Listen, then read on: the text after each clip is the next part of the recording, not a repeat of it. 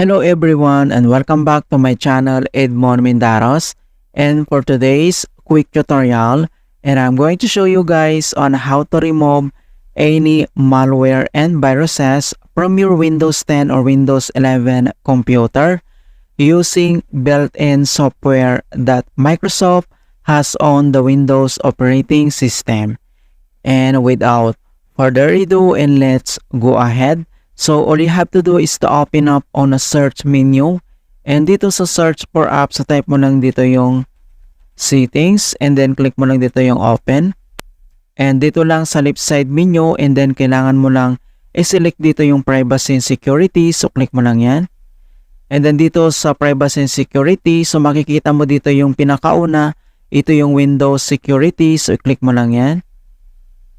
And dito sa Windows security, ang next step ay kailangan mo lang i-select dito yung virus and threat protection. So tap lang natin yan and pop up itong Windows security. Okay?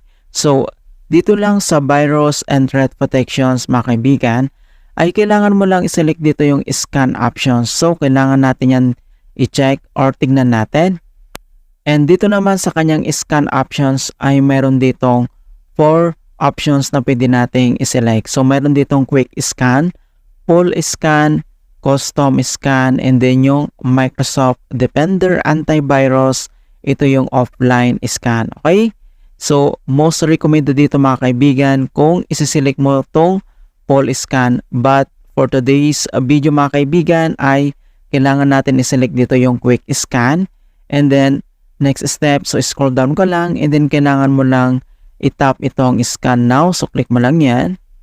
And then makikita mo na dito na quick scan running. Okay? So mayroon ditong estimated time running para makomplete yung kanyang pag-scan. And then wait natin.